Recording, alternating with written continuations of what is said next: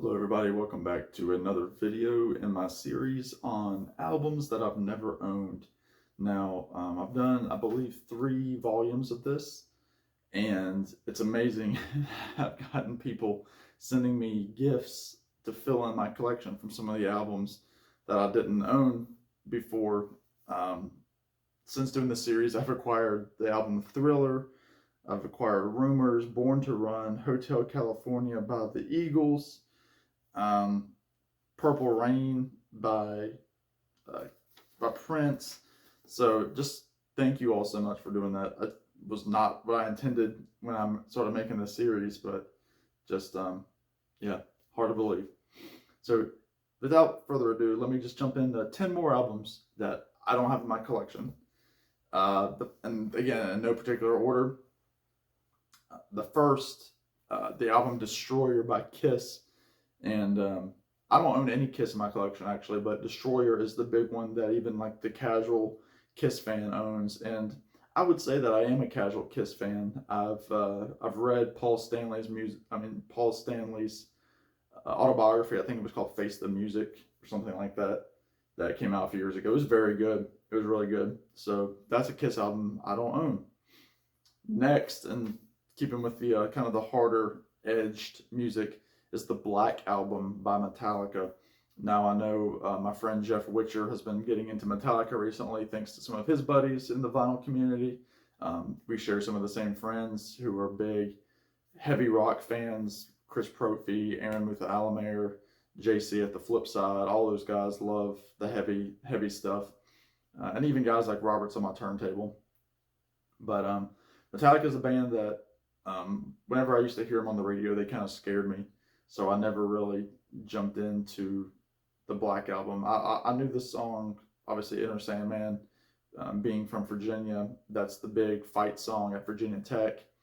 And the song One, I think I learned that from Rock Band. But that's really my only knowledge of Metallica. And then their cover of Turn the Page. But after that, I kind of get scared. Next, a Michael Jackson album, one of his biggest. It's the album Bad, which I believe was the follow-up to Thriller. I think I might be wrong, but I think that was a follow-up to Thriller. Again, another monster album full of hits. A lot of parodies by Weird Al from that album, including the song Fat in reference to the song Bad. So that's an album I don't own. And I'm from my Michael Jackson collection. Next, I'm kicking it back a ways, Tapestry by Carole King.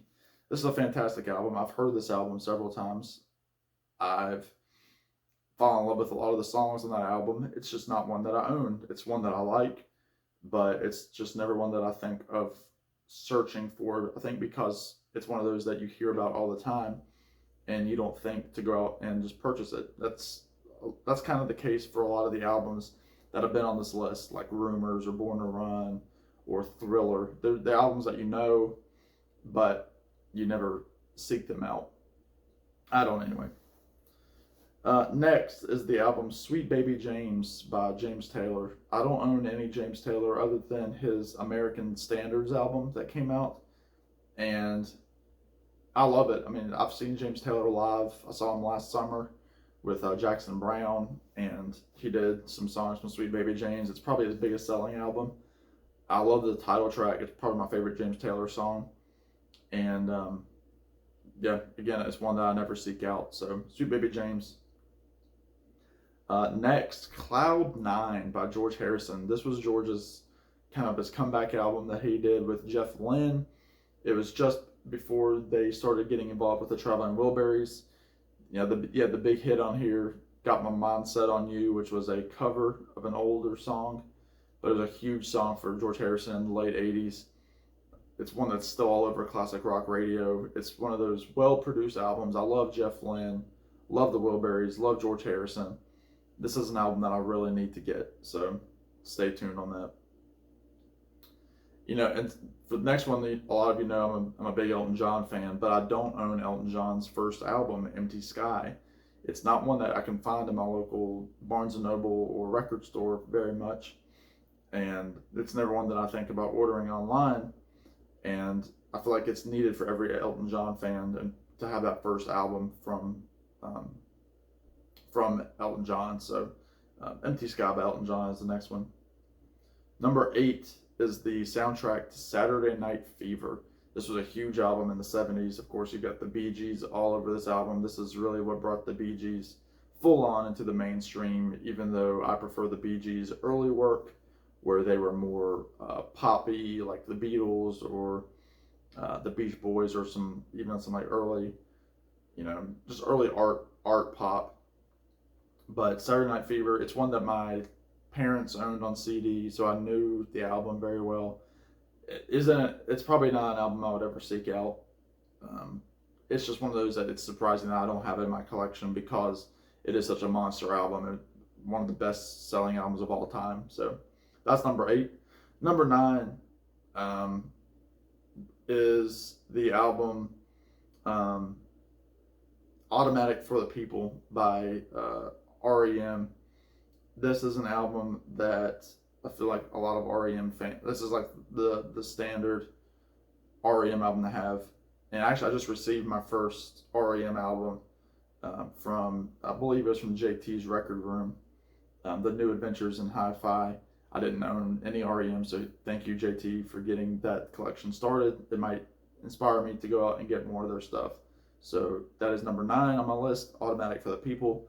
Number 10, big surprise considering the type of music that I like. It's the debut album, the self-titled album by Crosby, Stills, and Nash. Now, again, this is one of those albums similar to Thriller, similar to, I don't know, Purple Rain. All of these songs you hear all the time. I've got Crosby, Stills, and Nash's greatest hits. I've got their 1974 live box set. So like most of these songs are on there. But in terms of the actual piece of art that is the first album, I don't own it. So it's one that I'll eventually get, I'm sure, but it's not one that I'm desperately in need of. So there you go. There's 10 more albums that I don't own in my collection. Let me know if I'm crazy for not having these albums. I know some of them I will never seek out, but some of them, over time I'll probably, soften myself up to actually go out and purchase them from my record stores. So thank you all for watching this series. It's a lot of fun doing these. I get a lot of fun comments. Subscribe if you haven't already. I would like to get up to 400 subscribers here in the next few weeks. So please, please, please help me out with that. And with that being said, I will talk to you all real soon on another video that'll be out hopefully in the next few days. So take care.